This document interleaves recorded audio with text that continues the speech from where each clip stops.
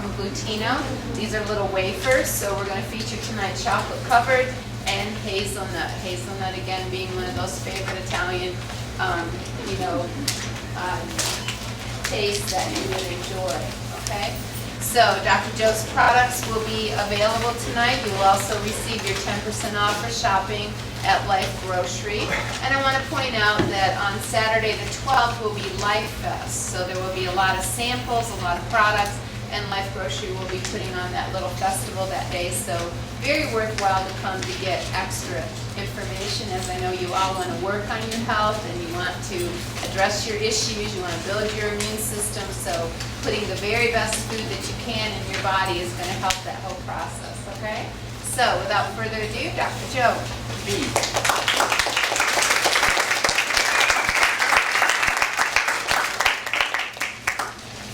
Talking like I'm Italian or something, you know, with the beans and lentils and stuff in. So, hi guys. I used to talk like that actually. This is my fake voice. That was my real voice. I came down here, people say, you got an accent. I got no accent. You got an accent. So, glad to be here. We'll be talking about tonight's immune system, of course. And kind of important, right? Perfect weekend, right, for it? Everybody know somebody got sick yet? Okay, this year? Just about? Yeah, okay. Yeah, so get the call. Colds and flu, it's happening right now. It happens at the change of the season. There's nothing wrong with that. And the body is just adapting and changing, and that's okay as long as you keep it strong. The problem is most of us don't do that. Most of us mess with our immune system all day, every day, and then we get sick and we're shocked. How did I get sick? Well, let's sit down and look at it. This, and this. So we're going to talk about how to get the immune system strong. Let's talk about what the immune system is first. How about that? The immune system's job is to recognize something that isn't you. So your immune system is floating around and you have eye tissue and liver tissue and spleen and kidney and toenails and earwax. And the immune system says, that's cool. I'm not going to bother with that. But then something comes along that doesn't belong. And the immune system says, attack that. Now remember this. You only have so many warriors. When it comes to the immune system, it's not this unending supply of warriors that are out there to fight your battles. So when we are exposed to things like change of the seasons, vitamin D levels drop because we're not getting enough sun. Vitamin D is important for immune function. There's a lot of things going on right now. And through winter, there's a lot going on. And then you start throwing in some more bad guys, and the immune system is overwhelmed. It can't take it. You get sick. So stop putting in the bad guys. That's what this whole lecture is going to be about. You're going to be exposed to stuff all day, every day. Let's stop doing the stuff that you have control over, and let's see how the immune system does, and chances are you're going to be really, really happy with the results. So the immune system job is to recognize self and not attack self. Sometimes the immune system goes crazy, and it does attack itself. What kind of disease do we call that? We call that an autoimmune disease. The body is attacking itself. So now, we don't have to stimulate the immune system, we have to suppress the immune system.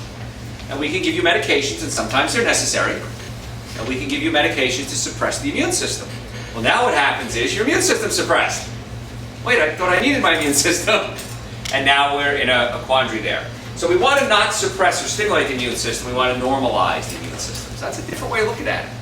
Let's try to get it back to normal either way. So there's certain things that you do every day that are causing this to happen. So we'll start with the immune glands. Let's talk about the immune glands. You know what they are? Spleen, lymph glands, tonsils, thymus. Anybody know what a thymus is? Right here. Now, when you're a little baby, we were all babies, right? Everybody was a baby at one time? Just checking. When you were a baby, you had a big thymus.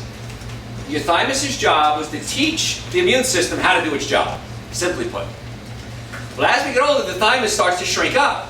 Now, when I went to school a couple hundred years ago, we were taught the thymus in an adult is totally useless, has no use whatsoever. Well, guess what? We're wrong. Even though your thymus is shrinking, it's still doing a job. So you got to take care of the thymus. So a neat little trick you can do if you're starting to feel under the weather is do this. You can actually stimulate your thymus gland. Now, is this going to get rid of your cold? Probably not. Okay. You're going to look silly? Probably. But what it's going to do is it's going to give you one more tool, and that's what tonight's lecture is all about. A ton of different tools I'm going to throw out at you. Some of them you'll do. Hopefully you'll do all of them. Some of you won't. That's okay too. But this is just one little trick. So the thymus gland is actually really important. Now the tonsils. Anybody ever have the tonsils taken out aside from me? Okay? Why? Your tonsils were swollen, right? Sore throats, runny nose, you had a lot of colds. Well, let's take out the tonsils. Let's think logically for a second. The tonsils are not the problem. It's what's causing the tonsils to be inflamed that's a problem. Your tonsils are working perfectly normally when they become inflamed. They're doing its job. So let's take them out. What did I just do? Remove, what is it, 1/5 of the immune system? That's not good. Now, I don't know. When I was a kid, it was a cool thing. What do you got? Runny nose? Take your tonsils out. Yeah, pine nail? Take your tonsils out. Doesn't matter. Take your tonsils out. I said I pulled out everybody's tonsils, and how did they get you? You go to the hospital, you're going to get what? Ice cream. There you go. And it's one of my earliest recollections of being a child. I remember standing up in a crib in the hospital, and that was 3 years ago. And standing up in a crib and getting fed ice cream. It's one of my earliest memories of being a child. It's a weird memory. Now, what happens when I give myself or I give you ice cream? Several things that blow out my immune system. Sugar. We're going to talk a lot about sugar tonight. Dairy products. What's the #1 food allergen? Dairy. So here I'm taking out an immune organ and giving you things to weaken your immune system. But it tastes so good. It does taste good, but we're going to give you something better. Swallow it. And chew it up and spit it out. There you go, right? Okay. That's why I'm bald up here. I keep doing this. You're in so much pain you can't eat the That's right. ice cream. Wow. So they take out the tonsils, and now what happens is the rest of the immune system has to work harder. Remember we started the lecture by saying you only got so many warriors? I just took out 20% of my, well, not 20%, but I took out a big chunk of my warriors. Not a good idea. Silly. Okay? Now, if there's a real infection or something really serious, I am not against surgery. Please understand that. And I'm not against drugs. And I'm not against pain management, which sometimes we have to do injections or something to stabilize the pain. But my goal is to always get to the cause of the problem. My tonsils were inflamed because every night before I went to bed, my mother gave me cake or ice cream. And it did what? It tasted what? Good! And here I am, a 3 or 4-year-old kid. Woo! I got ice cream and cake. This is great. What did it do to me? Yeah. So we got to keep the immune system strong. So lymphatic system. Lymphatic system are a bunch of little glands, a lot of them under the armpit and the groin. It's great, it filters out junk, but it's also another circulatory system in your body. You have your heart, which pumps blood.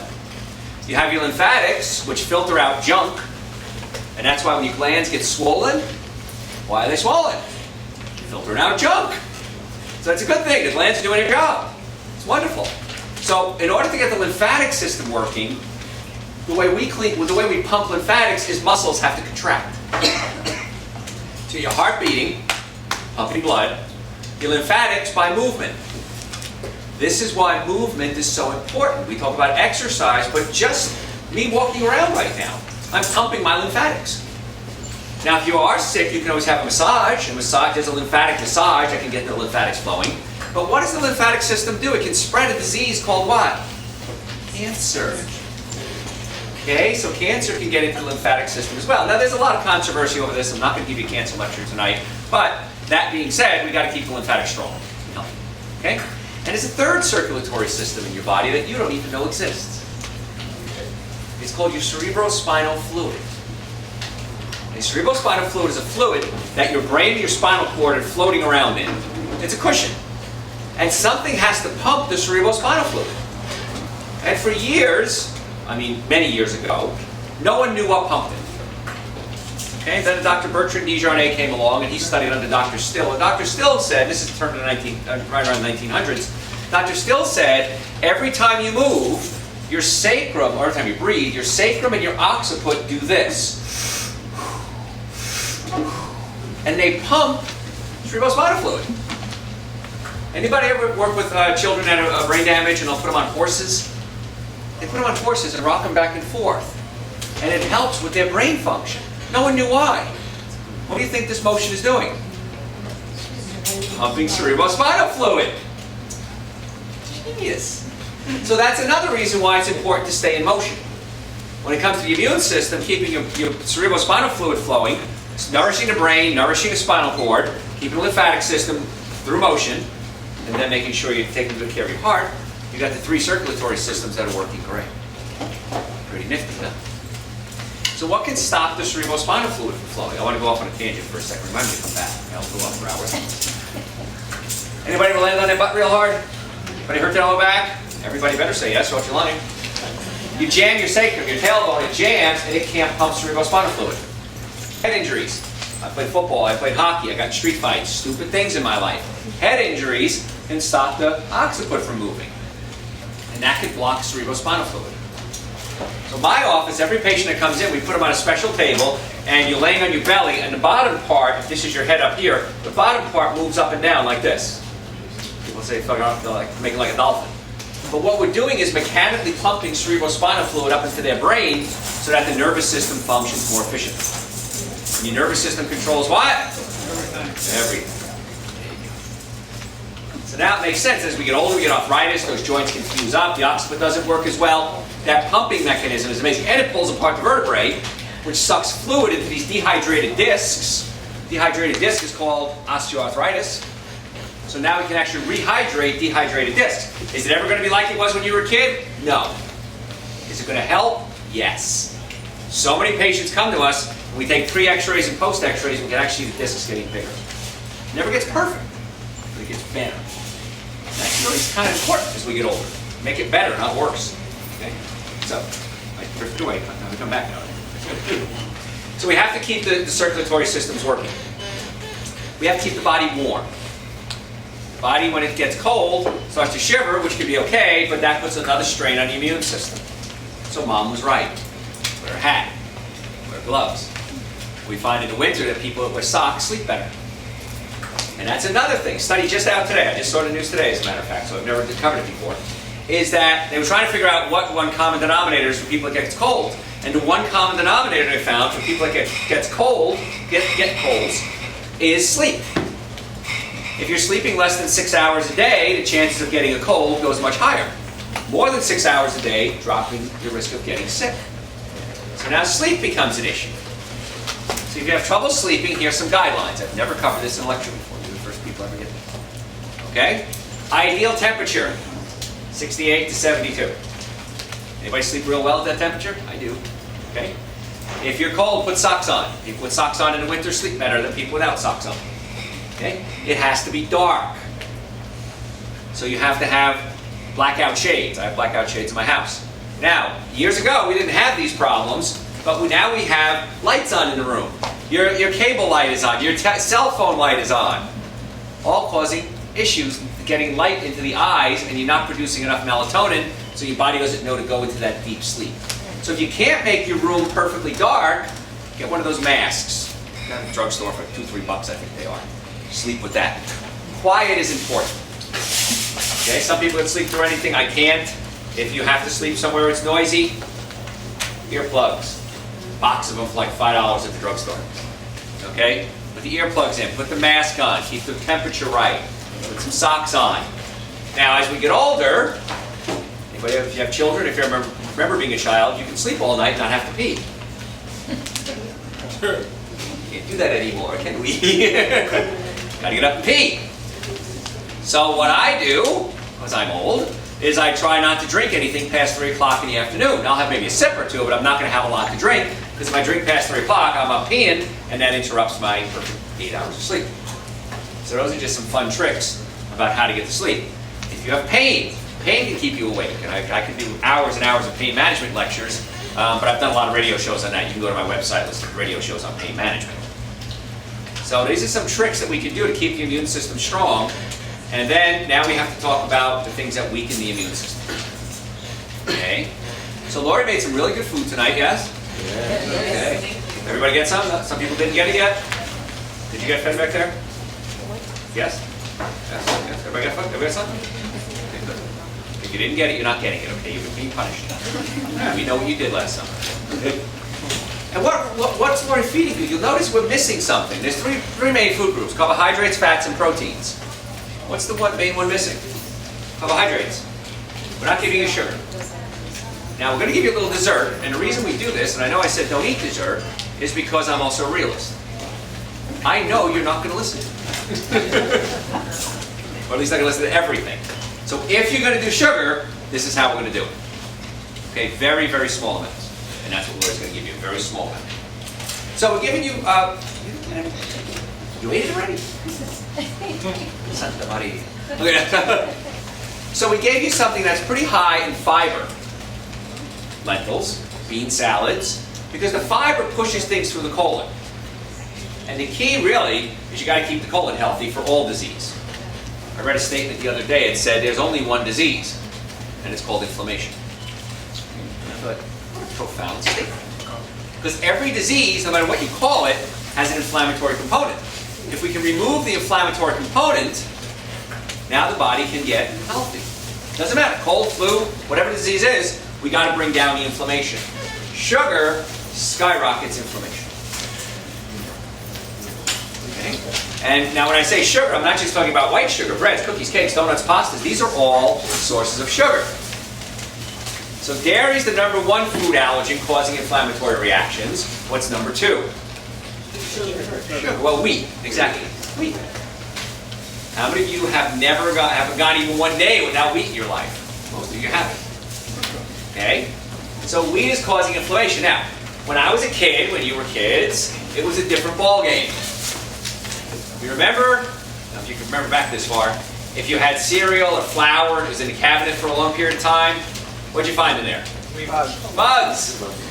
It got buggy, as my grandmother used to call it. Oh, the flour's buggy, we got to throw it away. Guess what? Those bugs were in there. They didn't just appear. Protein. They're protein. Sadly enough, that's probably the healthiest part of the wheat, right? The bugs are already in there, but when you have a healthy grain, bugs can eat it. And they like that. So it had enough nourishment to support life in a little tiny bug. Good sign. Now you buy flour. 6 years later, 8 years later, no bugs. Why is that? There's not enough nutrition to even support life for a little bug. When bugs say no to it, you shouldn't eat it either. That's why if you go to like a health food, like here, you go into the bulk section, you see like moths flying around and stuff like that. I don't find that offensive. I find that wonderful. Moths like this food. I can eat it now too. And if it gets buggy, I throw it away. I understand that. But that's a good sign. And now what's happening is, why do you think the bugs don't eat it anymore? We spray them with pesticides. And the pesticides can weaken your immune system. So it's not just the wheat, it's what we're putting on the wheat. So the wheat we ate 50 years ago is not the same wheat we're eating today. And wheat has a component in it. What's the big buzzword on wheat now? Gluten. Gluten is a protein complex, and it contains components like gliadin, glutenin. You've probably never heard of these before. That's what gluten is made out of. And when these proteins get into the body doesn't recognize them. Going back 10 minutes ago now, aren't we? Remember back that far? The body doesn't recognize it, so what does the immune system do? Attacks it. So the immune system is now attacking this bread that you just ate, cookies, cakes, donuts, pastas. Remember, we only have so many warriors. You're eating the sugar, but we're talking about wheat now specifically. The immune system is attacking these foreign proteins, and it causes an inflammatory reaction. There's that word again. Okay? And it's funny, because what do we eat a lot of in the winter? Breads, cookies, cakes, donuts, and pastas. The worst time to eat it. And that's what we eat the most. So the sugar already weakens the immune system. In fact, we can take a white blood cell. Boy, I wish I had my stats on this, because my brain is usually good on this. We can give, let's say a white blood cell, don't quote me on this one, okay, can attack 30 bacteria. If we give you sugar, that same white blood cell now can attack 1 bacteria. So now we have the same amount of soldiers, and I think those are the stats, but don't quote me exactly. Let's assume I'm right. Say you am. Okay, so now we have the same amount of soldiers, but they can only beat up 1 guy instead of 30 guys. Uh-oh. And so what happens is now the pathogens, viruses, germs, bacteria, fungus, they get to kind of take over. So here's rule number 1. No more breads, cookies, cakes, donuts, and pastas until springtime.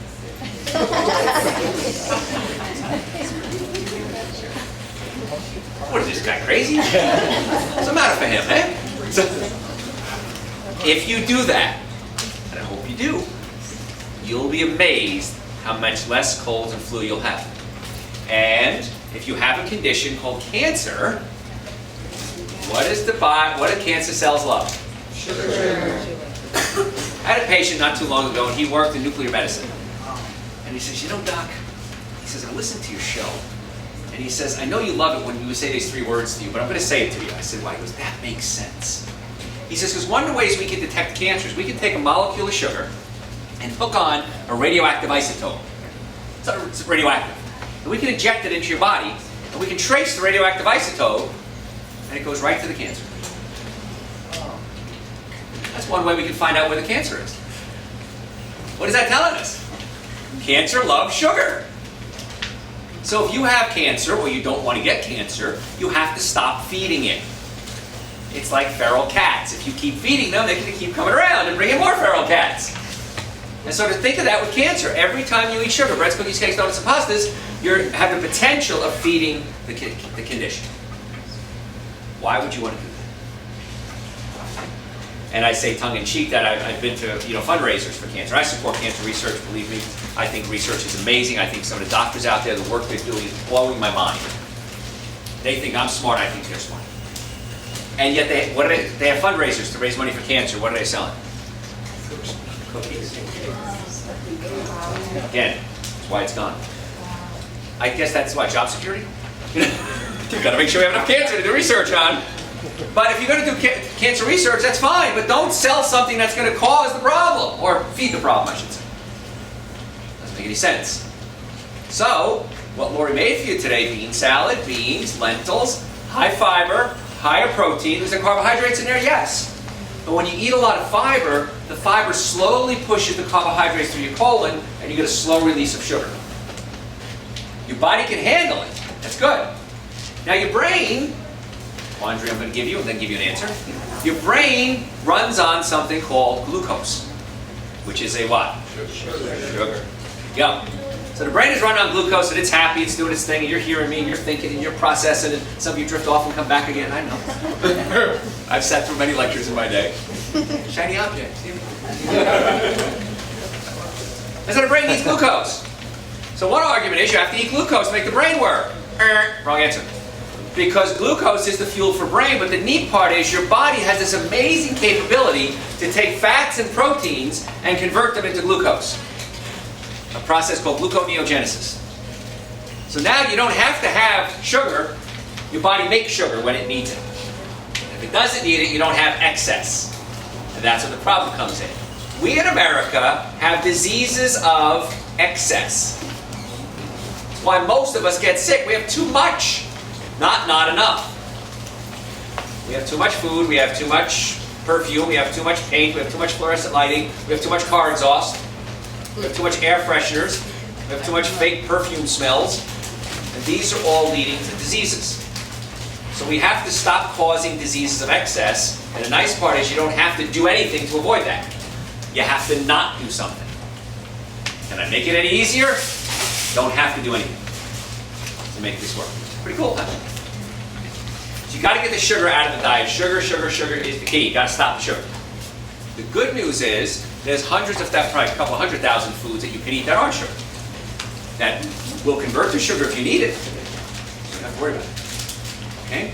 So the key really is stay away from processed sugar. And of the sugars, what's the worst? Fructose. Now years ago, I remember when I first started studying this crazy stuff, fructose was fruit sugar, and that's good for you because fruits are good. This is the problem. Your brain uses what kind of sugar? Do you remember? Glucose. Brain uses glucose. Fructose is not glucose. Fructose has to go into your body, go into your liver. Your liver converts fructose into glucose. Remember that gluconeogenesis? This is another version of it. It's still a sugar though. And when you put a lot of fructose in, the body has to create waste products. And the waste product that's created is something called uric acid. Uric acid gets into your joints and it hurts. I'm a chiropractor. What do I deal with all day, every day? People coming to me and saying, I'm in pain. Fix my pain. So my team of doctors and all my doctors are handpicked by me. They're my personal doctors. When you come see us, you'll work with me and or the other doctors. And our goal is to line up all the bones, because when the bones move out of place, they pinch nerves and it hurts. But then I sit down with you and I say, let's look at your diet. because that's an integral part of the treatment. The chiropractic care is the most important thing, but there's this other aspect that we need to look at. And that's making sure you're not putting a lot of fructose in the body, converting it to uric acid. Uric acid gets into joints and nerves. Uric acid prevents the body from producing something called nitric oxide. Nitric oxide opens up your blood vessels. Nature's Viagra. What makes you work, okay? And not just there. Brain, organs, arms, legs, eyes, you need circulation. Nitric oxide is the key to to open up the blood vessels. If you're doing a lot of uric acid, it prevents nitric oxide production, shuts down your blood flow. Your blood flow brings good stuff, healing properties, the warriors, to the area of infection and fights it off. So you should stay away from all sugar. If you do get sick, then you have to stay away from all the sugar. Because every time you eat something sugary, you get worse. A patient came in yesterday. She likes her wine. Snot's running out of her nose, coughing. I said, doing good, Doc. I've been listening to what you said. I'm taking the cold and flu tonic, which I'm going to talk about in a second. And I said, great. I said, what'd you have for dinner last night? She goes, I just felt awful. I came home, I had a salad and a half a bottle of wine.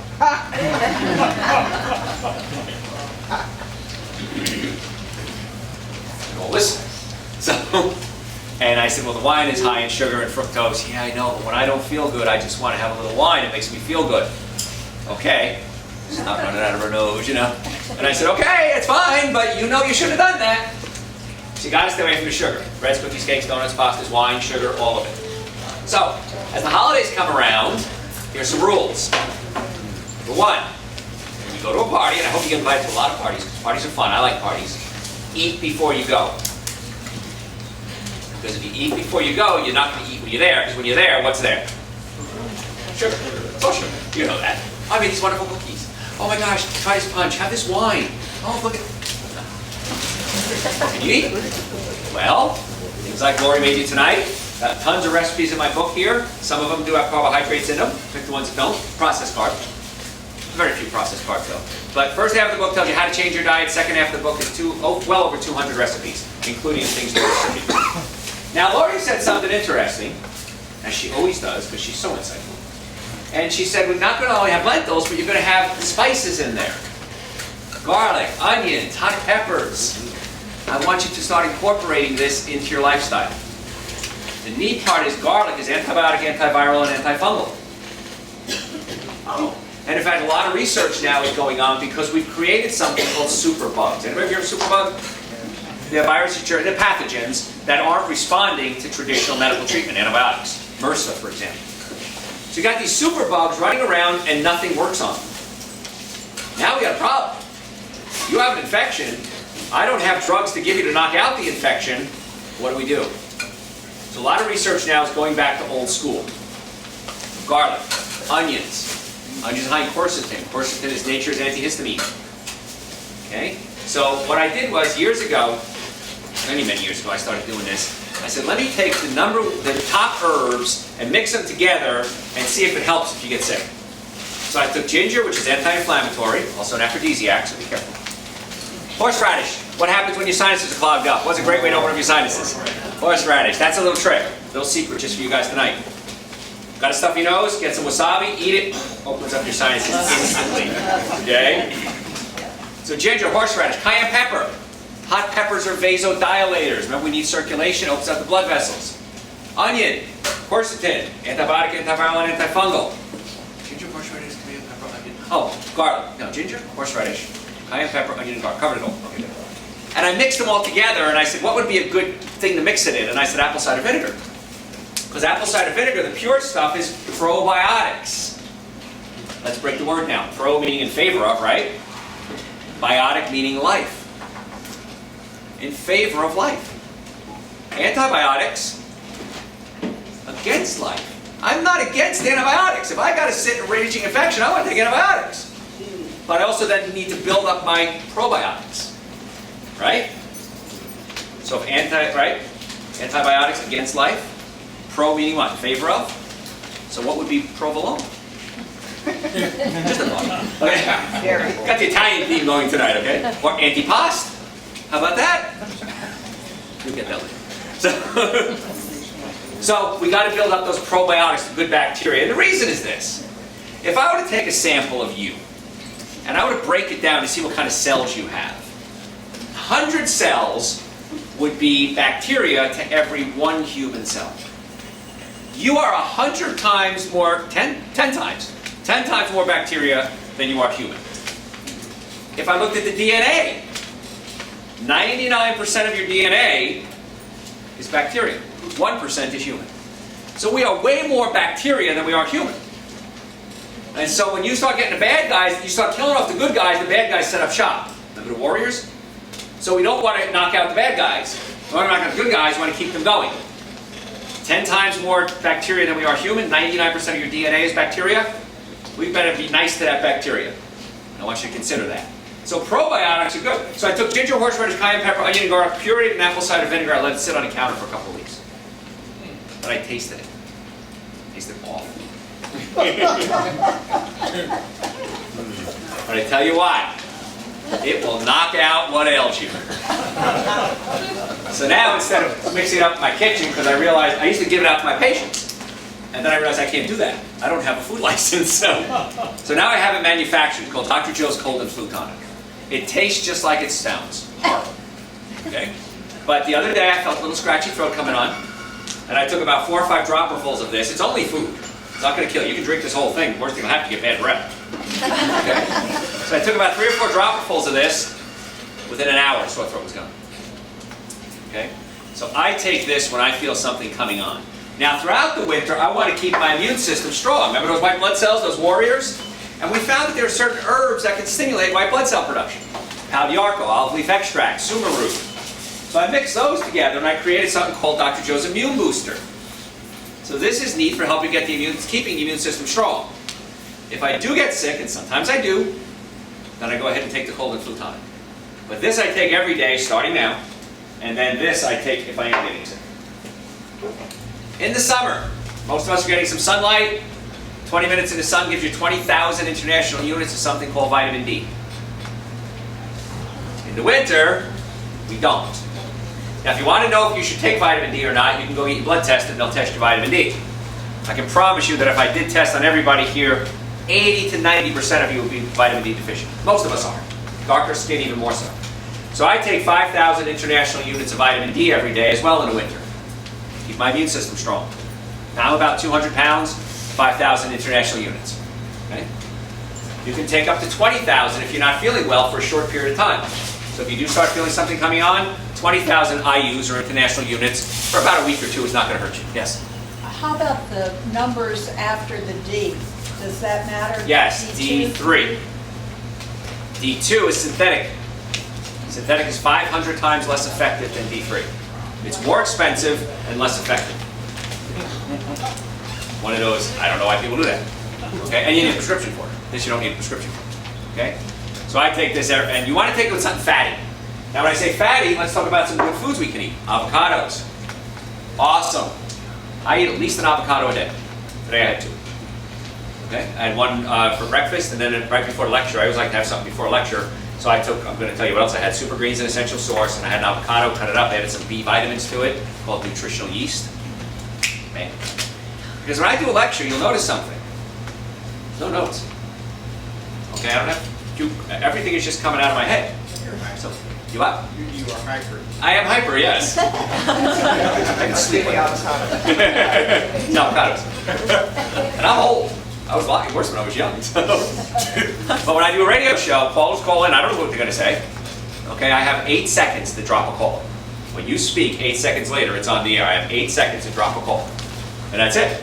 So I have to do things to keep my brain functioning as healthy as I possibly can. So avocados, nutritional yeast, mixed it up, a little air-dried sea salt, giving me over 70 different minerals to help my body work more efficiently. So I had avocados twice a day. So avocados in the winter are great, and they're high in fat, which is a great time to take your vitamin D, because vitamin D is absorbed better when you take fatty foods. So nuts, olive oils. If you're going to do a salad, which you should every day anyway, make sure you're using oil on the salad, or you put olives in it. I use coconut oil and or olive oil. And the reason is that a lot of the vitamins and the minerals, well, the vitamins especially, that are found in the salad can't get absorbed unless you have fat on it. So if you have a fat-free salad, you're wasting a lot of your nutrients. So you need to eat the fat. Good idea. Coconut oil. Extra virgin organic coconut oil is awesome for the immune system because it has something called medium-chain fatty acids in it. Medium-chain fatty acids help build the immune system. So when it comes to winter, you should be eating coconut oil. I take one a day. I take olive oil at least once a day. Yes? Even though we had those wonderful cookies, Dr. Joe, they had coconut oil in them. Ah, so there you go. So we're offsetting it, yes. Now another fun thing you can do if you do get sick is you can do something called oil pulling. You ever hear that? Oil what? Oil pulling, P-U-L-L-I-N-G. Try to pull oil. Take about a tablespoon of olive oil or sesame oil, coconut oil, sesame oil, put it in your mouth, and swish it around. Yeah. Up to 20 minutes. I can't do that. I've tried. After about 12 minutes, I go, and out it comes. So you swish it around and get it in between your teeth. Wonderful for getting rid of tooth infections. Now, I'm not saying don't go to a dentist. This is in addition to that. Swish it around in your mouth. It helps pull toxic waste products out of your body. And if I have a little runny nose, I do oil pulling 2-3 times a day. It's amazing what it does for that. So that's another little trick you can do. I'm just give you trick after trick after trick today. Okay? So that's something neat as well. Now I also take something called Dr. Joe's Super Greens and Dr. Joe's Essential Source. If you listen to me on the radio, you hear me talk about that all the time. Why? Because I truly believe if everyone in the world were taking that, we would wipe out so many health issues. It's crazy how good this stuff is. Years ago, somebody came to me and said, Dr. Joe, what would you consider the world's best supplement? And I said, if somebody could take fruits and vegetables and put them in a pill, wouldn't that be awesome? Fruits and vegetables in a pill, swallow it, get 10 servings, and you're done. I did it. I didn't put it in a pill, I put it in powder. There you go. Fruits and vegetables, prebiotics. Prebiotics feed the bacteria that are in your colon. Remember? 10 times more bacteria than human. 99% of your bacteria is 90% of your DNA is bacteria. Prebiotics feed the bacteria in your body, the good ones. Probiotics are the good bacteria. Follow the difference? Then we have digestive enzymes. When you're little, you have amazing levels of digestive enzymes. You can eat a pizza and a 6-pack of beer and sleep for 2 hours and go to work. And just thinking about it makes you tired now, right? One of the reasons is our enzyme levels are plummeting. And enzymes do tissue repair. And it's all about breakdown and repair. Breakdown and repair. And the older we get, we break down faster and don't repair as fast. And then we add complete non-synthetic multivitamin to this. So I take this along with Dr. Joe's Super Greens to alkalize my system. Super Greens are very high in minerals to alkalize my system. I have chlorella and spirulina, which is some of the best sources of omega-3 fatty acids in the world. It is the best source of omega-3 fatty acids in the world. And then we add iodine in the form of dulse, which is seaweed. Because every cell in your body has an iodine receptor site. Every cell in your body needs iodine. We don't know why. We just know it's there. We know thyroid, we know how the thyroid uses iodine, makes thyroid hormone out of it, but we don't know why it's happening. Why the body has these iodine receptor sites, but we will. And 10 years from now, we'll talk again, I'll tell you why. But we know we need it. I take the Super Greens, the Essential Source, at least once a day. Shake it up, I use coconut milk, I take a scoop of each, mix it together in some coconut milk, drink it down, it's awesome. If you want to get crazy, get a frozen banana, mix it in there. Ooh, easy now. Don't do it if you're driving, okay? It's a little exciting. And then the little trick I do, I don't have a lot of fun. This is the thrill of my life. But I'll take coconut oil after I make the banana smoothie and pour some coconut oil in it, and the coconut oil hardens. Now, you remember when you were a kid, you go to the ice cream stand and they dip it in like chocolate or strawberry coating and get crusty on the outside? That was coconut oil. The reason is coconut oil hardens at 78 degrees? 76, thank you. There you go. At 76 degrees. So the ice cream would harden it and create a shell. So I just pour a little coconut oil in my smoothie and let it sit for a few minutes and it hardens and I got this chewy coconut crunchy stuff. I have a lot of fun, this is it, okay? So, but I take that every single day and when I'm under the weather, 3 times a day. It's amazing how well it works. So much. If I'm going out on a date, if I'm going to do an athletic activity, a lecture, a radio show, I take that, bam. Brain works great. And so it's kind of fun to be healthy. A lot more fun to be healthy than to be sick. Now another thing that happens is you start getting sore throats, scratchy throats, coughing a lot. If you cough a lot, you can pull your stomach up through your diaphragm. And then stomach acid can come up into your throat and irritate your throat. And that can cause a chronic cough. So a lot of times you get a cough, you cough, causes the stomach to push up, the acid continues the cough. And you say, I've had this cough for weeks. Can't get rid of it. Could be because your stomach acid is irritating your throat. So we may have to manually adjust or pull the stomach down away from the diaphragm to stop the acid from refluxing back up. You have a key word in there, reflux. Acid reflux. It can cause that, and it can also cause a runny nose. If the acid goes all the way up into your sinuses, it can irritate the sinuses, creating mucus, and you can get a runny nose. So a lot of people say they have allergies or chronic cough. It's actually the stomach acid coming up into the throat and the sinuses, which is bad because over a long period of time that can cause esophageal cancer and kill you. So we need to adjust or manually move the stomach away from the diaphragm for many reasons, especially during cold and flu season, because it may be making it worse. Pretty nifty, huh? Also, if you ever have a fever, how do you know the difference between cold and flu?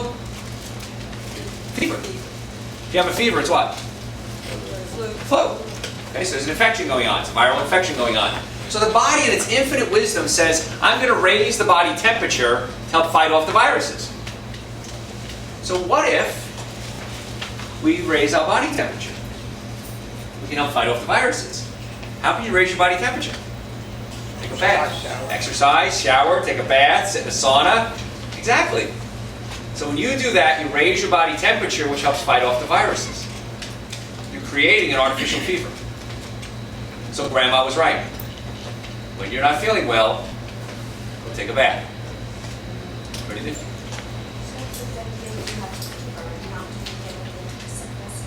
If the fever, she said, should you suppress the fever? My opinion is no. Now, if it gets around 103, 104, you might want to consider it. But a low-grade fever, one of the best things I find is actually raise my body temperature. Assist the fever. Works great. It's pretty nifty. Okay. So raising the body temperature is a real key. So if I feel a little under the weather, if I'm at the office and I'm seeing patients, I'll go home at lunch and sit in a hot tub for a half hour. Come back to the office, perk up again. Pretty nifty. Okay. I'll give you all my secrets. Gotta drink a lot of water. In the winter, the air is dry, your body is evaporating. You know, in the summer here in Atlanta especially, you take a towel, you dry off, you hang it up. 3 weeks later, you come back still wet. We live in the humidity capital of the world here. And in the winter, you dry off, you hang up the towel, it's dry instantly. The air is dry. That's what cold air is, it's dry. And so the body is evaporating a lot of fluid, so you need to drink more water. Or warm beverages like an herbal tea or something like that, a lot, to keep the body hydrated. And another trick about taking a bath is your skin is a sponge. So if you're sitting in a bathtub, you're actually absorbing water into your body.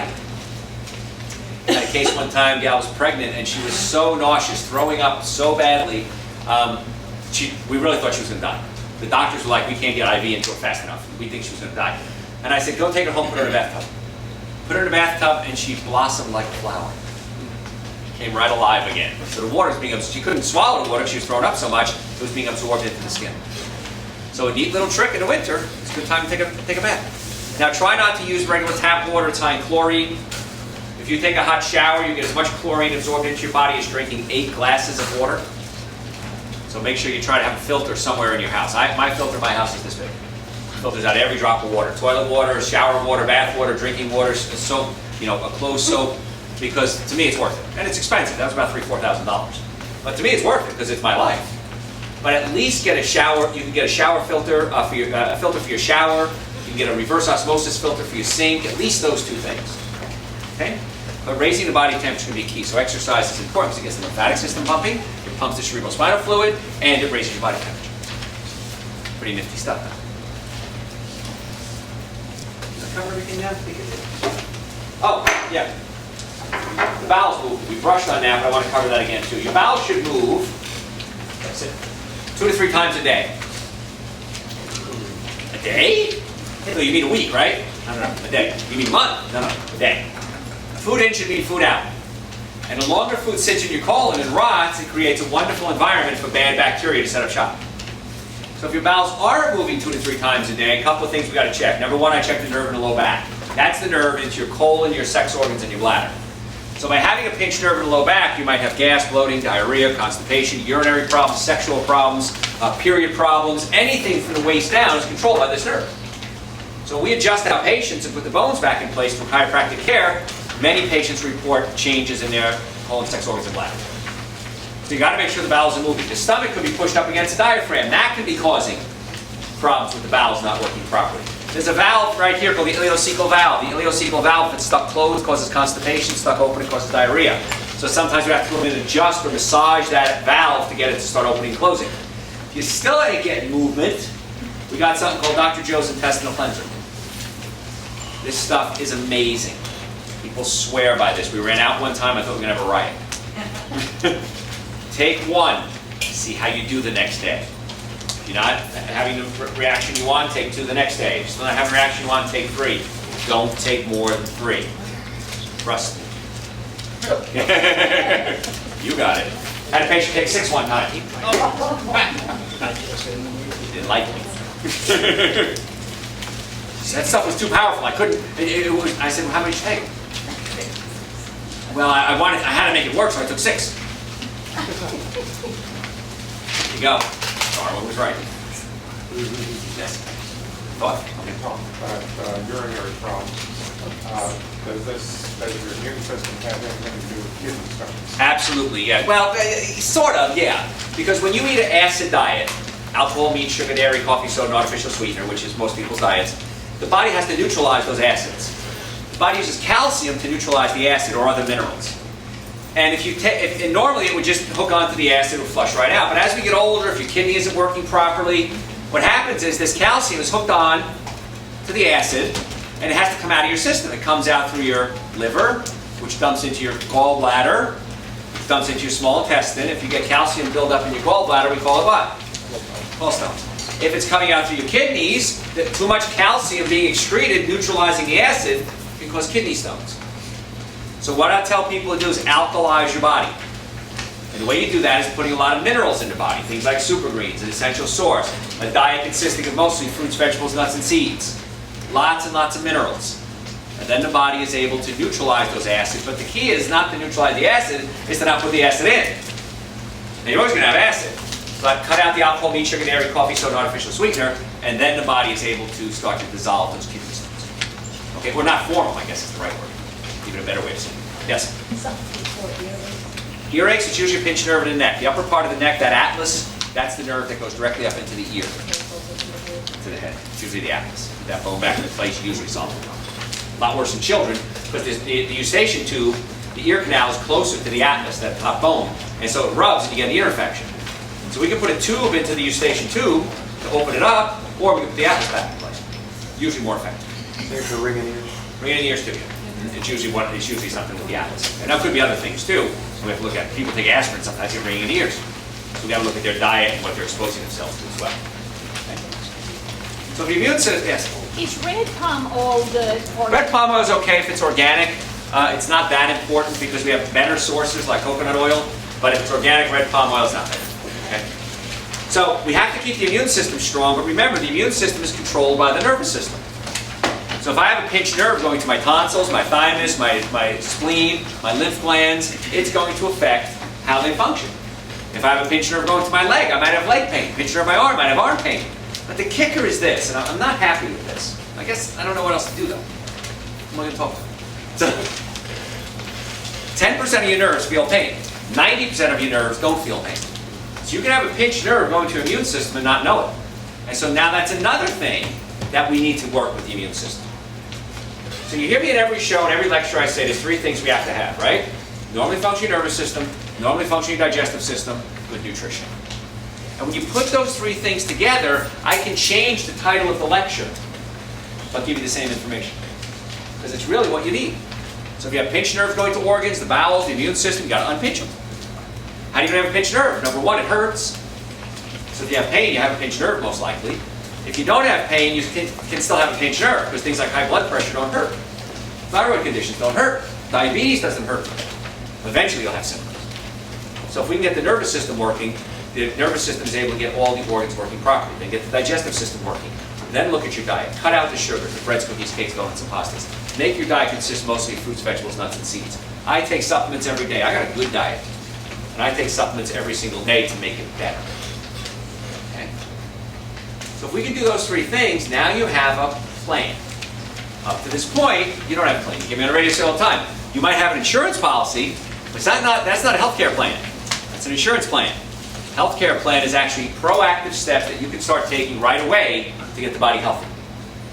So I would recommend that you get everybody get their spine checked. Absolutely. If there's a problem, fix it. Because if it doesn't hurt now, it will.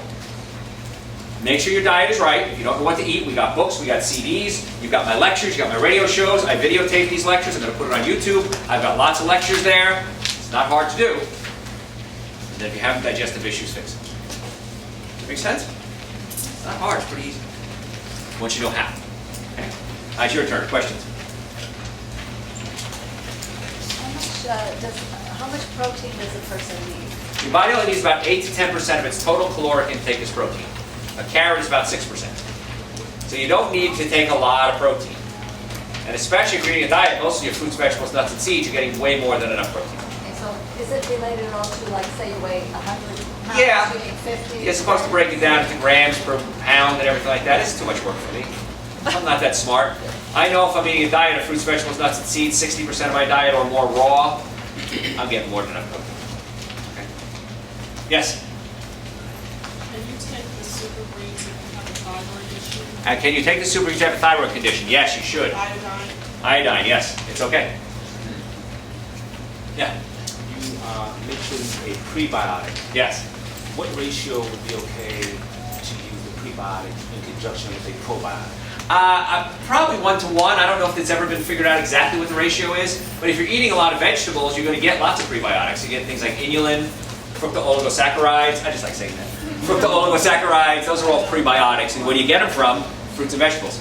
So if your formula that has prebiotic, Yes. if you drank, let's say, kefir, that would be okay to have both. If you're going to do kefir, I would recommend coconut kefir and not the dairy kefir, because the dairy, remember we talked about allergens? Yeah, I would stay away from that. I haven't had any animal products in over 30 years. Now, I'm not asking you to become a vegan, but trust me, it's a good lifestyle and a healthy lifestyle. So, okay? More questions? D3 supplements, should they go year-round or just? In the summer, if you're getting 20 minutes of sun a day, you don't need the D3 supplements, no. But that's why I said as soon as the weather starts to change, I start taking them. Yeah. But get out in the sun in the summer, too. Because in the winter, you're not getting the UVB rays, the angle of the sun. You'll burn, but you're not going to get the UVB rays, which is converting the cholesterol in your skin into the vitamin D. That's why the colder the weather, the more higher incidence of diseases usually. And things like cold and flu almost unheard of along the equator.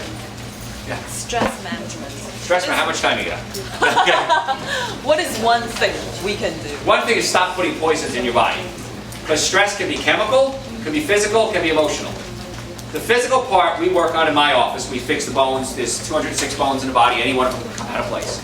So physically we look at we fix the physical stress. Chemically, you got to fix that with your diet. And then you're able to deal with the emotional stress a whole lot better. The worst thing in the world, 2 words I hate to hear, are called comfort foods. I hate those words. Because there's no such thing as a raw chickpea kale salad that's a comfort food. Macaroni and cheese is though, right? It's dairy and cheese and sugar and, So yeah, the word comfort food is silly. I feel bad, I'm going to eat something that makes me feel worse. Okay? And then exercise is going to be your key. Once you start exercising, you release endorphins. Endorphins are painkillers 16 times more powerful than morphine. Okay? More questions? Yes? My diet consists mainly of Mediterranean sea salt. Do you recommend I eat Morton's iodine salt? No, absolutely no. He said his diet, he uses Mediterranean sea salt. You want to use air-dried sea salt or Himalayan salt. It's not white. If it's white, it's junk. It's just that simple. White sugar, white flour, white salt are junk. So the air-dried sea salt, absolutely. About a half a teaspoon about a half a teaspoon a day is probably good. Okay? So yes, continue that. And add other foods to it too. Don't just eat salt. More questions? Go ahead. I have conclusive L4 and 5 and S1 degenerative disc. Yes. And you were talking about exercising and moving your spinal to keep the fluids going. And I'm a pretty active person as it is. What do you recommend at home as far as exercise that I can bend and to keep my fluids flowing better? To keep the fluid, really just moving is going to be the thing. Walking is the best thing for that. Rocking horses are great. I mean, regular horses are great. You want to keep that in motion. Okay? Come on, you got any more questions for me? No? Would you feed Yeah. a pet super greens? Can you give your pet Super Greens an essential source? Absolutely. I've had so many people call my show or send me emails and say, I started giving a scoop of each to my pet, and oh my gosh, their hair is better, their skin is better, the earwax isn't drooping out anymore, their bowels are functioning. Because pets are designed to eat raw food, and we feed them cooked food. And that's where we mess up. So that's why you gotta add raw food to the diet, and that's why that's great for pets too, yeah. And kids love it. Mix it with frozen banana, make a smoothie. What a great way to get kids almost 10 servings of raw fruits and vegetables in a smoothie. So, What causes bradycardia? what causes what? Bradycardia? Bradycardia. Fast heart rate? I find, and this is personal, I'll let you Blood my pressure, when you stand up, you feel... Okay, that's postural hypotension. Bradycardia is when the heartbeat gets real low, okay? So heartbeat is real low with bradycardia, tachycardia is when it's real fast, postural hypotension is when you stand up and get dizzy. That's usually an adrenal insufficiency. The adrenal glands pump out something called adrenaline, and so when you stand up, the adrenaline opens up the blood vessels and you don't pass out. They also produce something called prostaglandins, which mediate inflammation, and they also produce something called pregnenolone. Pregnenolone becomes DHEA, DHEA becomes your sex hormones. If you're under stress, DHEA becomes cortisol, you stop producing your sex hormones. And not the act of sex, but the act of sex being hormones. And so that's why it's important to keep those adrenal glands happy. Okay? Stay away from coffee and stress, which blow out the adrenal glands. And there's supplements you can take too. Yeah. Do you have something that helps vertigo? Vertigo could be a lot of things. It could be an ear infection, it could be something in her ear, it also could be the cerebellum. So this vertigo happened from an accident, truck accident. Yeah, usually after a truck accident, the head snaps and you damage what's called the cerebellum. The cerebellum, all the information, everything you're doing, everything you're touching is going through your cerebellum, and then it sends it to where it's supposed to go, into the cerebrum. One part of the cerebellum not getting enough input compared to the other, and you start to fall to that side, the weak side. So you say Is it you? chiropractic? No. Okay. Somebody I know is chiropractic. Chiropractic is great if they know how to do neurology. Yes, chiropractic is great if you add the chiropractic neurology aspect to it, then it works very well, and I do that in my office a lot. Oh. Okay, yes? Like I sprained my MCL a couple weeks ago. Uh-huh. Is there, and I went to the chiropractor and it worked wonders, but is there like a food or something that I could do to make it heal faster or get more? She sprained a ligament in her knee. Yeah, there's something, I use a company called Standard Process. If it's not my products, I use a company called Standard Process, and I would give you something called Ligaplex 2, which is the raw materials that you need to reassemble and form ligaments. So that's what I would recommend. Okay? Way back. Can you give me any hints on macular degeneration? Macular degeneration. Lori, do I know anything about that? Guess what I have? Macular degeneration. I was diagnosed 4 years ago. The doctor said you have drusen, which is the early stages of macular degeneration. Chances are you're going to go blind. I was not happy. I like my eyes. Okay? So that's when I started working on Super Greens and Essential Source. Funny, you want to ask how this came about? And I started taking a scoop every day. 2 years later, doctor took another picture of the back of my eyes. He looked at the old picture, looked at the new picture, looked at me, and started shaking. And I went, oh my God, I got a brain tumor. He said, Joe, it's better. I said, what do you mean? He says, macular degeneration never improves. It either stays the same or gets worse. He says, yours is improving. What are you doing? And I said, the only thing I'm doing differently is Super Greens and Essential Source. He says, whatever it is, don't stop. 4 weeks ago, I went and got another picture taken. First one was bad, second one was better, this one was substantially better still. So my macular degeneration is actually reversing. Pretty cool. I like looking at things. So that stuff is amazing for many reasons. You may have a different reason. That's the main reason I take it. It gives me energy, but it also repairs my eyes, which I like. More questions? You mentioned the standard process for ligaments. What was the name of that? Ligaplex 2. But you can only get it through a healthcare provider. They don't sell to the public. So. More questions? Now, are you selling your products this evening? Yeah, the products are here. They're available in the store. There should be lots. We usually bring a couple of boxes or so. It's all available here. Okay? Do you think you could totally live off of that product and water? No. Filtered water? No. You need calories. Those have almost no calories. You need calories for energy. Okay? Your body needs calories. So it would be wonderful. I'd be happy with it, but it's not enough. You need food in addition. I wish you could, but then you'd buy a lot of it. But no. No one's ever asked me that. Yes? I think I'm a junk vegan. Junk vegan, yes, good point. So I get tired sometimes. Well, actually every day. Only sometimes, like when I'm awake. Yeah, okay. Is it because too much sugar and carbs? Yeah, you took it form a little support group, I think. No, it is a big issue. I've been a vegan, but I'm not a junk vegan. But you can be unhealthy and be a vegan, absolutely. Okay? So what you need to do is get more raw fruits and vegetables, nuts and seeds in the diet. Stay away from the processed foods. Because that's the key, whether it's processed bacon or it's soy hamburgers, it's still processed. And you really want to cut out those processed foods and your energy levels skyrocket. Yes, because you've done it, and it works. I've actually gotten a lot better. You gotten better? I don't have to beat you silly anymore? No, I've gotten better. I mean, it's still a work in progress. It's a work in progress, yeah. But it's very easy to be a junk food. Now, years ago when I became a vegan, it was not easy to be a junk vegan. There wasn't a lot of processed foods. But now you got processed soy, tofu, chicken wings, and all this other stuff. So, yeah, doesn't mean it's good just because it's vegan. Okay? Yes? So you don't recommend any animal products whatsoever? I didn't say that. Oh. What, are we married? All the men, bite your tongues, gentlemen. Laugh after the women turn their heads. Okay. Now, what happens is, I haven't eaten animal products in 30 years, and I always say this sentence. If you knew what I knew, you would do what I do. Because there's no other option in my head. Knowing everything I know, there's no other option but to live this lifestyle. So that being said, I know 3 other vegans. One's in this room. 2's in this room. I know 4 vegans, okay. I know 4 vegans then. So I don't know a lot of vegans. I don't hang out with a lot of vegans. If I did, I'd have no friends. Okay? So if you're going to eat animal products, here's some guidelines. Number 1's got to be organic. That's it. Okay? They got to be organic. Because years ago, your grandmother, and if some of us are old enough to remember, milk used to have something in it. What was that called? Oh, flavor. Remember that? Remember milk had flavor? You drink, and the cow ate cream on top, right? Yeah, you had to eat it right away, so it would go bad right away. The milkman would deliver it every day.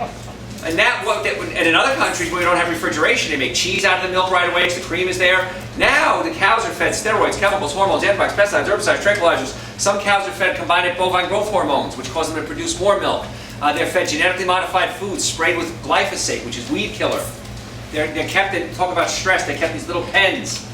So it's a totally different world that you drank milk from than you're drinking milk from. And so if you're going to eat animal products, they need to be organic, which is the closest thing we have to that world. Okay? Or don't eat them. That's the other option. Yes? I'll buy like 1 quart of milk and it will last me for 2 weeks. Get rid of it, or is it okay? You know, that's a great question. Because I just use it for my... I understand. My coffee, which I only drink in the morning. He's like he's a confession. Bless me, Father. Okay, let me ask this gentleman, because you have a little experience in milk. When milk you had when you were a kid, would it last 2 weeks? No way. So there's your answer right there. If the milk is going to last for 2 weeks, you shouldn't be drinking it. Regardless of it being milk, you shouldn't be drinking it because it's got a date. Freezing out, it came off the top. Came right off the top, exactly. So it was a different world back then. Yeah. So there's so many, and I'm going to talk about processed foods, but there's milk substitutes. There's coconut milk, which is my favorite. Almond milk, which really doesn't have a lot of almonds in it. It's basically sugar water, but it's way better than cow's milk. Almond milk, cashew milk, sesame milk, oat milk. So I personally like coconut milk. Without what? Carrageenan? Carrageenan. Yeah, carrageenan can cause an inflammatory reaction. Remember we started the lecture with inflammation? So make sure it doesn't have carrageenan in it, okay? So, sorry. Thank you. Good? All right, yes? Real fast, as far as the actual, like, when you go to Walmart, you buy the things that you put in the water, and it's the flavoring. Oh yeah, water flavoring, junk. Okay? And that's a good point too. If you're an athlete, you want to drink these electrolyte drinks and everything, it's going to save you a ton of money. Get some water, add about a half a teaspoon of air-dried sea salt to it and drink it. There's all your minerals and vitamins and electrolytes all replaced instantly, a lot cheaper. But those things, they usually have artificial sweeteners, dyes, chemicals in it. No good. Aspartame, artificial sweetener. I give you 2 hours on aspartame alone. Essential oil.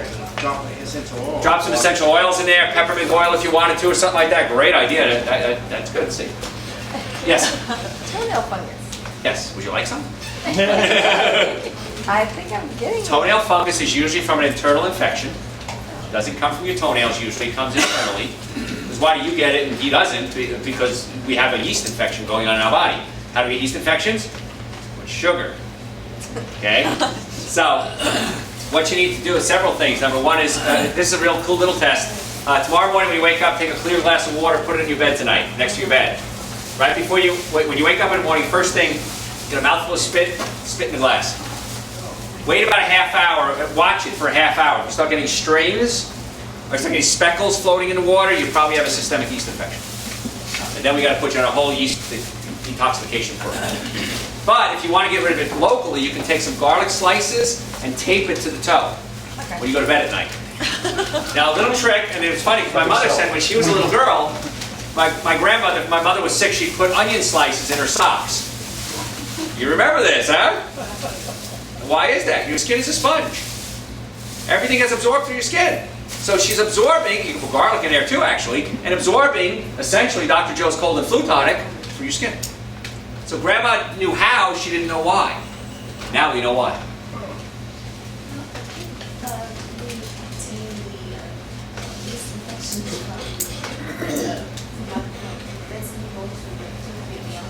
Yes. Yeah, that's a different type of infection, yeah. Like nails. No, I do not recommend getting your nails done. Because you can get infections that way too. That's not really a yeast infection, that's a different type of infection. Oh yes, nail funguses, yeah. But a lot of times it's from internal. Yes. Any suggestions for neuropathy in your feet and hands? Sure, pinch it over the low back and the neck. Almost always, 100%. If it's caused from chemo? If it's caused from chemo, then we just got to get the body strong again, open up the nerve supply, which also opens up the blood supply, and then we got to start putting the vitamins and minerals in the body. A nerve fires, good questions today, you're making me think. A nerve fires because sodium and potassium are in a nerve. And one is inside the cell and one is outside the cell. And when they move back and forth, that creates an electrical impulse. And that's what a nerve impulse is. So many times with the chemo, we start to kill off the function of the nerve cells, and if you have a bad diet, you can be depleting your body of minerals. So replacing a lot of the minerals will allow that sodium-potassium neurological potential to occur and cause the nerves to start firing again. So you could be physically damaged, you could be chemically damaged. And we've got to fix both. Okay. Yes. Okay. The beans that we have from the can, yes. is it just as good as Beans in a can, be careful. A lot of bean companies, almost all cans have something called bisphenol A in it, BPA. Eden is one company that certifies no bisphenol A or bisphenol S. Bisphenol S is just as bad as bisphenol A, and they say no BPA, but we use BPS. So Eden is the one company I like. Eden, E-D-E-N, yes. And what else? Okay, now she forgot. It was about memory. Yes. Alzheimer's. What happens is the sugars and the proteins combine together and they create amyloid plaques. And many times Alzheimer's, we're now calling it type 3 diabetes. Type 2 diabetes is you eat so much sugar, the insulin is trying to bring sugar to the cells and the cells are not accepting it. Okay? You become insulin resistant. When the brain becomes insulin resistant, it's called type 3 diabetes. And many times that's linked to Alzheimer's. So we got to get you off the sugar and get your body to start producing ketones. The best source of ketones, simplest form, is coconut oil. And if you want to read a neat book on it, it's written by a medical doctor. It's called What If There Was a Cure? And she talks about her husband who had Alzheimer's, and she got him off the sugar, knowing basically what I talked about tonight. Got him off the sugar, got him on coconut oil and ketones, and she can see a progressive improvement in his Alzheimer's. And then you got the Cerebrospinal fluid company as well. And the name of the book again, please? What If There Was a Cure? What? What If There Was a Cure? That's the name of it. It's not a question. Yes? If you have a distilled water, how much salt do you get? Half a teaspoon to a gallon is fine. About a half a teaspoon a day, the salt to distilled water. Okay? All right, so here's the thing. Okay? You recorded this whole thing? Okay? Okay. Some people record these things, and I say, you know what? We just recorded this. It's going to be on YouTube. You did. It's going to be on YouTube tomorrow. Tomorrow? Tomorrow will be on YouTube. So you don't have to worry about it. Hold on. Okay. So we record these lectures, we put them on YouTube. Some people are visual learners, some people are auditory. If you're auditory, go to my website. Hundreds of hours of radio shows archived there, all free. YouTube, all free. My colleagues yell at me all the time, say, what are you, stupid, giving away all this information for free? This can't be kept. Okay, Nikola Tesla never patented his inventions. Why? Because he said this information is too powerful to not share with the world. And that's why I'm not certainly not comparing myself to Nikola Tesla, but this stuff is too important for me to keep. I know this already, I want to share it with you, so it's all available on the website. A couple of things, everybody's got a survey. And for yours? Okay. Remember Lori started the lecture by saying I'm Italian? I got thugs outside. If you don't hand in your survey, Louie and Tony are waiting outside for you. No, fill out the survey form and let me know what you thought of tonight's workshop, and I want to give you some presents, okay? Because girls like what? Presents, right, okay. I'd love to see each and every one of you in my office so I can check you to see if you have any physical problems. Okay, so if you want to come see us in the office, we're about 3 minutes from here. See Lori. That's Lori. Say hi, Lori. And Lori will set you up a time to come in.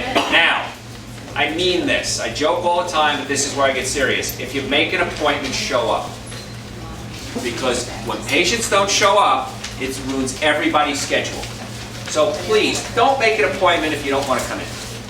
If you're not going to come in, call us and say, hey, listen, I can't make it, I want to reschedule. But please don't stiff us. It's not cool. Bad karma. But I'm serious about that because you're going to tie up our schedule, and unfortunately, when a lot of people at live lectures are notorious for saying, ooh, I'm all excited, he's so great, I want to go see him, and then they don't show up. If you're serious, make an appointment with Lori.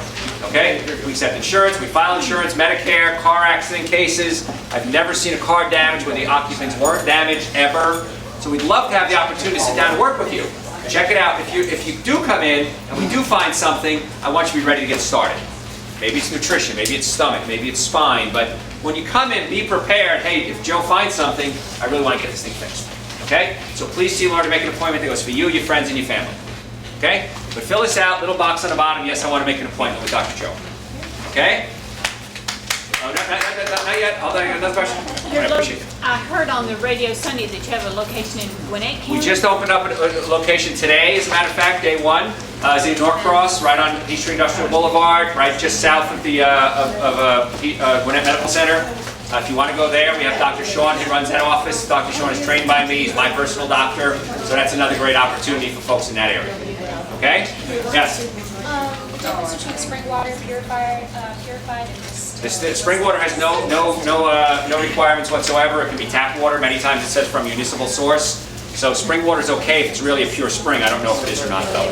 Tap water loaded with fluorine, chlorine, bromine, wasted drugs and things like that. People wash it off. They urinate out their drugs. We don't filter it out. So I recommend reverse osmosis or at least a good filter. Okay? So, all right, one more present. Ready for one more present? Yeah. Okay, on your way out, and I'll be here to answer more questions. I know some folks got to go. On your way out, Sharon is going to give you a gift certificate for 10% off everything you buy today at the store. So that's a nice little present there. And if you want to make an appointment, like I said, go see Lori. All right, we're good?